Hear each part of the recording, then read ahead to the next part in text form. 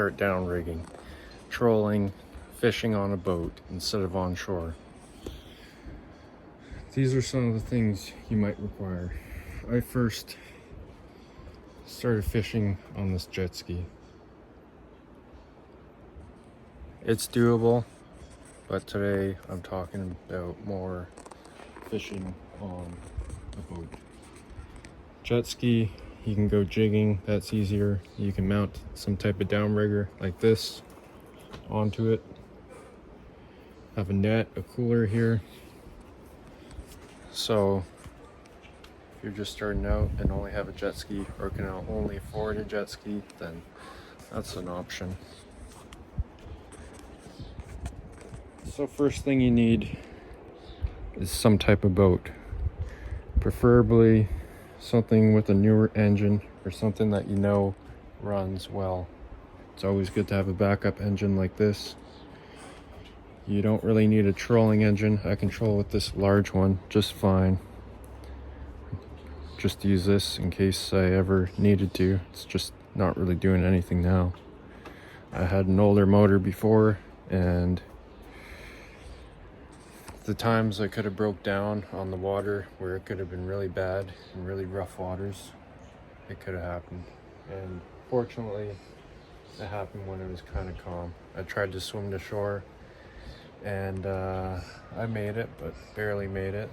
Something about having 20 feet of water below you and no life jacket and having to keep swimming or else you're gonna just drown. So after that motor locked up. That's why it wouldn't start. I had this one and it wouldn't prime because I didn't have a primer ball on it. This sucks the gas into your engine. And then I got this brand new 2023 Yamaha engine. So that's safety. That's the most important thing, and just knowledge about your boat. So getting a boat, it's good to have it wide, depending if you're going in rough water. If you're downrigging, you're probably going into one of the Great Lakes or in the ocean. So it's good to have something with high sides as well. This has got high sides. This can go through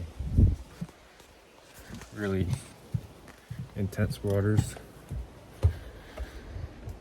So after you have your boat, you also want to think about if it can hold downriggers and it's easy to access them. So this is a downrigger here. It's electric. It's got a plug. This goes up and down with the switch. It's got a wire cable here that you have to maintain probably yearly. It's good to replace them because they can break off. Before I step up here and show you the rest of the downrigger, these are the devices for the fish finder and GPS system that I have, and this is for a speed and temperature sensor. So those are also things that are very useful to have. These are Walker downriggers. Bought them for like a couple $100 used. They work great. Hold my 8-pound weights. 8-pound is good. Any higher, you need to make sure your downrigger can hold them. These are the release clips. I got swivels all around here so your line isn't spinning around and it can break. So this is a Chamberlain release, it's called. These are the fishing rods that you'll need. You'll need something with hundreds or thousands, 100 or 1,000 feet on it. Somewhere around that range. Just having a lot of line in here is good. These are off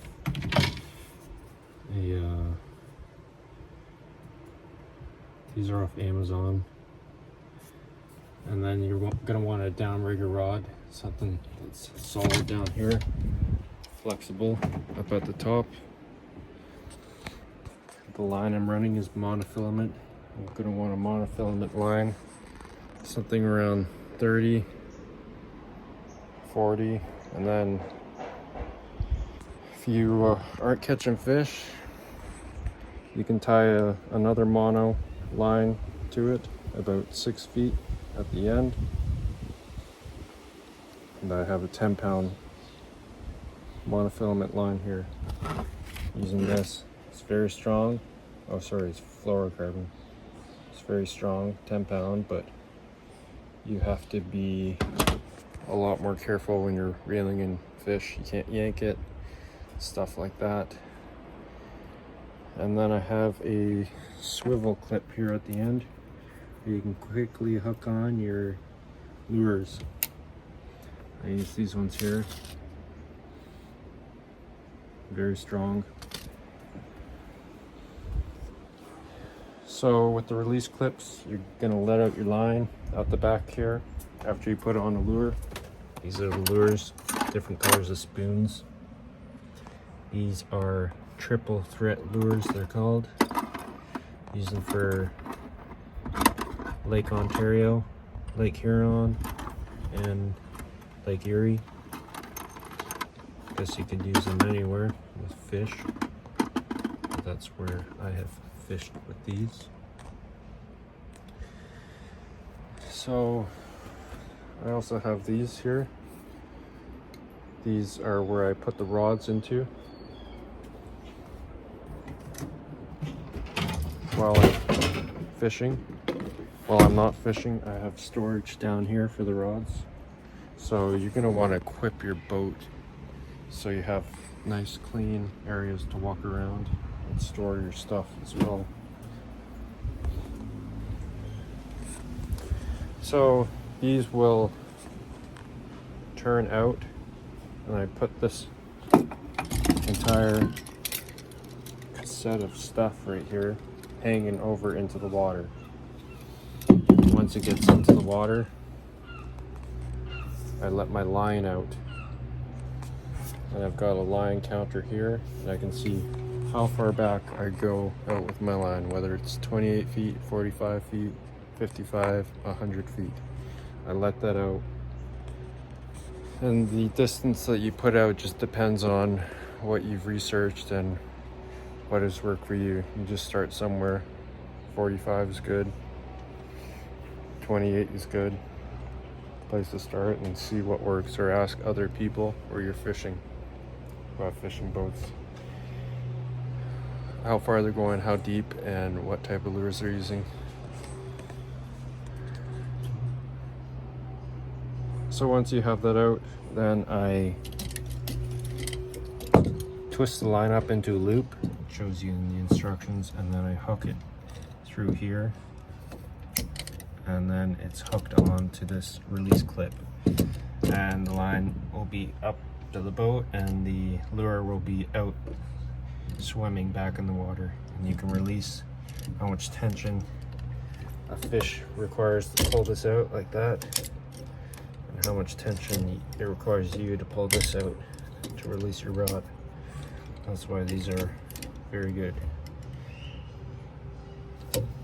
release clips. You can also use these stacker lines that I have here and stack more rods onto one line. If you have more people, or if your area that you're fishing allows you to have multiple rods, more than two, more than one.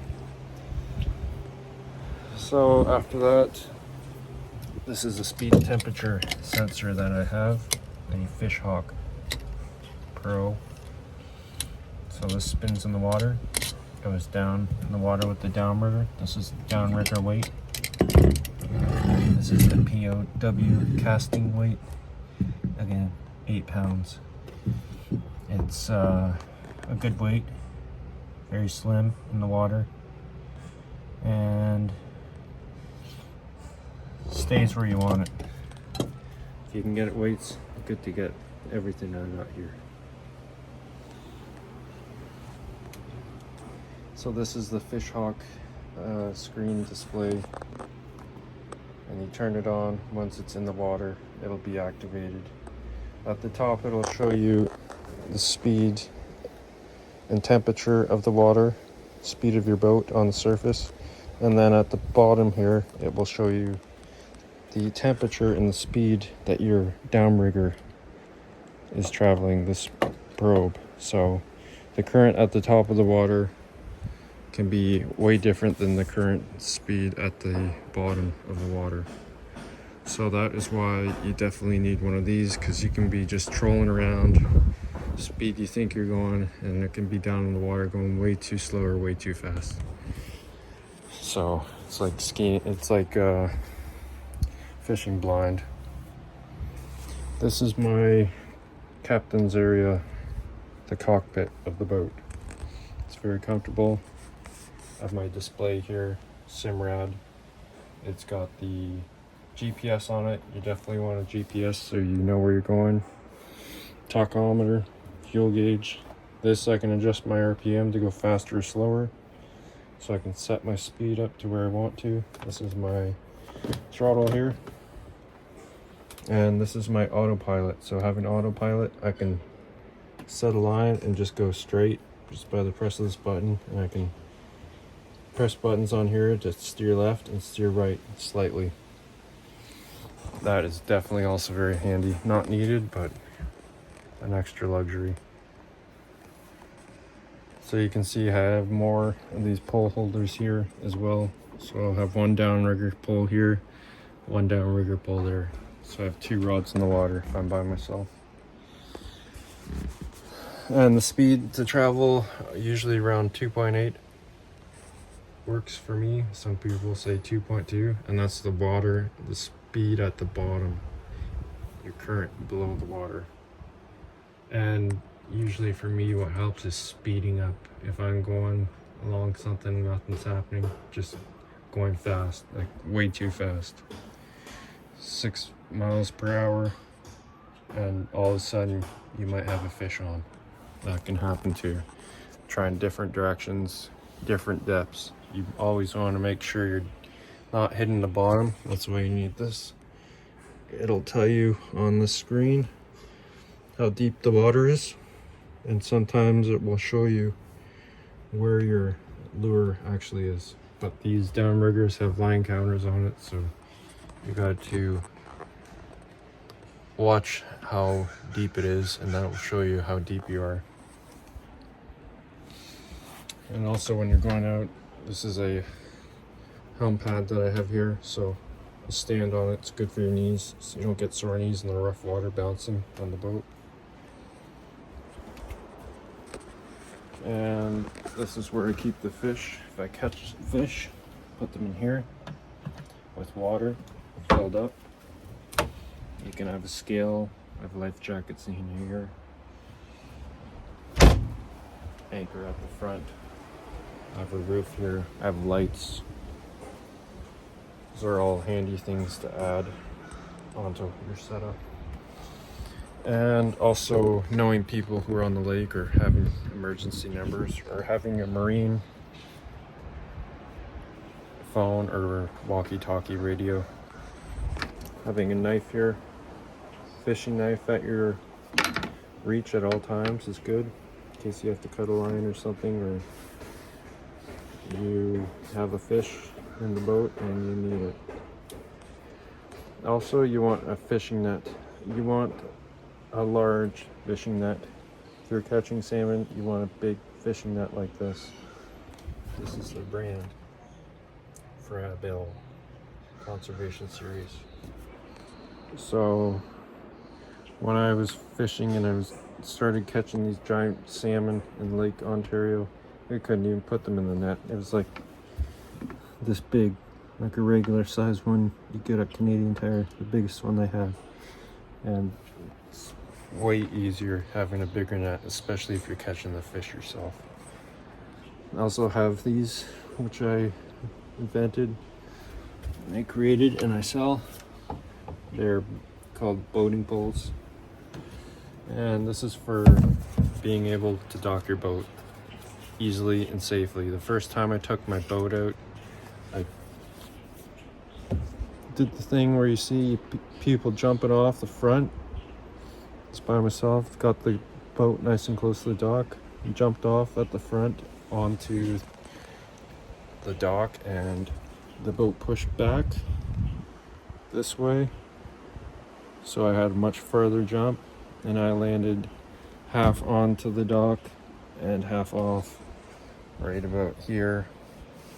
So you can imagine that's a bit painful, all your body weight just landing right here, half on the dock, half in the water. I'm just trying to catch that rope, so you can try and use your hands, or you can get a device like this that they sell at regular stores. It's got a little hook on it. I tried using it, it never worked. And then I built this. It's got an adjustable top here, circular top. Also have larger sizes if you don't have hook cleats like this, but at the dock you hook it on to the cleat and you can hold your boat, pull it, you can push it going in there like that, and then just stabilize your boat quickly, reaching over, and tie it off with your rope here. All you have to do is put your bumper out, grab your pole ready, and that just saves a lot more time getting your boat in and out of the water, and learning how to back up your boat, also making sure your straps are in. I also have a ladder at the front.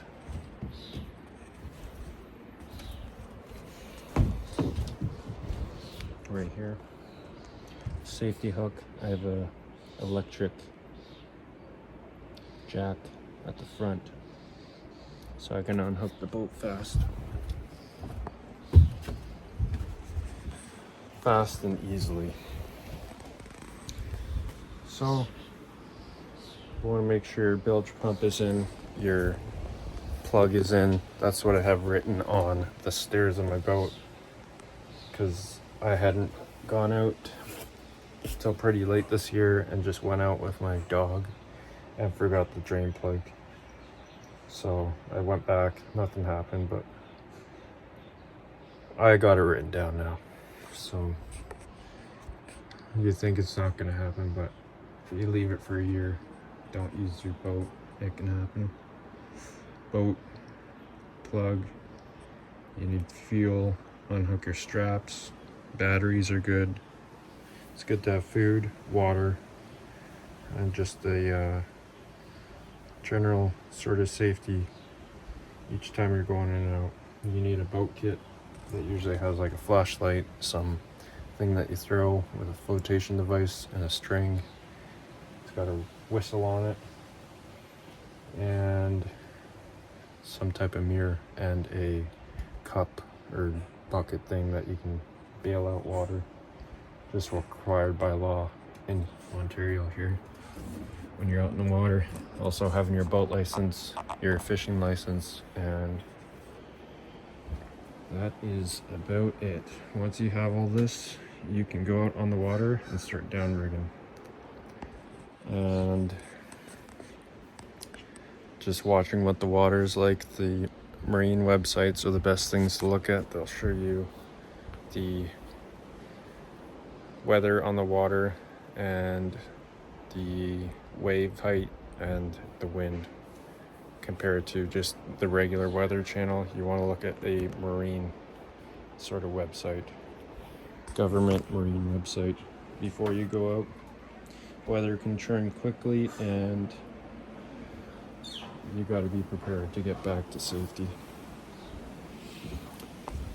So one more thing I would say is you don't have to fish really far out from shore, but you got to go out to each place and kind of get the lay of the land, see what is good.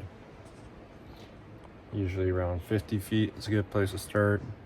You can be at 25 feet or you can be at 100 feet. Depends what you can get access to. Also, just asking people. I'm sure most people are happy to provide some information or guidance if they have any to somebody who's looking for it. That's what I've done.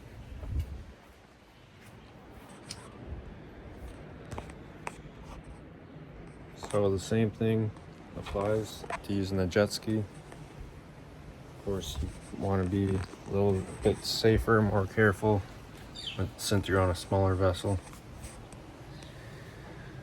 But this is how you can fish with downriggers and go trolling or jigging, whatever you want, fishing off the land and on water.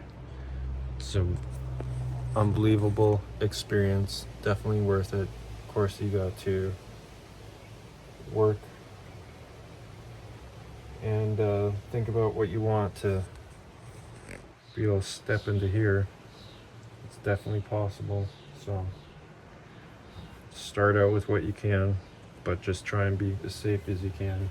Not going out in the water in a complete piece of garbage. This was a garbage looking boat when I got it. Got it for about 10,000 something. The engine's over $30,000, the new one. So I completely painted the boat, made it look really nice. All the interior seats. So in this video, that's how you can troll with downriggers.